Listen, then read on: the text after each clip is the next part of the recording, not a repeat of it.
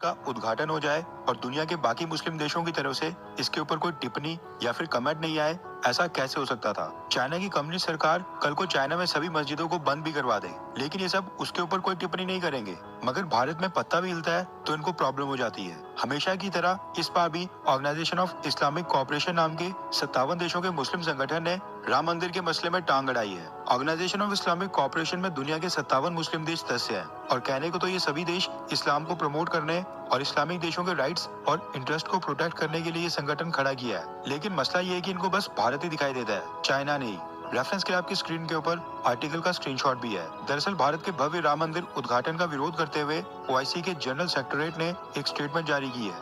OIC ने अपनी statement में कहा है कि अयोध्या में बाबरी मस्जिद को डिमोलिश करके यानी ध्वस्त करके उसी स्थान के ऊपर जो ये भव्य राम मंदिर बनाकर उसका उद्घाटन किया गया है, इसको लेकर मुस्लिम वर्ल्ड, मुस्लिम देश बहुत ही गंभीर रूप से चिंतित हैं। बाबरी मस्जिद एग्जैक्ट लोकेशन के ऊपर पिछले 500 साल से अपने स्थान के ऊपर खड़ी थी, इसलिए इस्लामिक लैंडमार्क्स को डिस्ट्रॉय करके उनको मिटाने की जो कोशिश की जा रही है उसका हम विरोध करते हैं। ऑर्गेनाइजेशन ऑफ इस्लामिक कोऑपरेशन के सदस्य देशों के हमारे सभी विदेश मंत्री ओआईसी की काउंसिल ऑफ फॉरेन मिनिस्टर की जो पिछला सेशन था उसमें सभी इस पोजीशन को क्लियर कर चुके हैं, जिसके चलते हम राम मंदिर के उद्घाटन की निंदा करते हैं, इसको रिजेक्ट करते हैं क्योंकि ये इस्लामिक चिन्हों को नष्ट करने की कोशिश है। वैसे ऑर्गेनाइजेशन ऑफ इस्लामिक कोऑपरेशन को ये पता है कि बाबरी मस्जिद एग्जैक्ट लोकेशन के ऊपर 500 सालों से खड़ी थी, लेकिन उनको ये नहीं पता है कि बाबरी मस्जिद जिस लोकेशन के ऊपर बनी थी वहाँ पर 500 सालों से पहले पिछले 5000 सालों से वहाँ पर क्या होने के सबूत मिले हैं। मस्जिद से पहले वहाँ पर क्या था और किस चीज को तोड़कर वो मस्जिद बनाई गई थी। वैसे किसी ने ये सही कहा है कि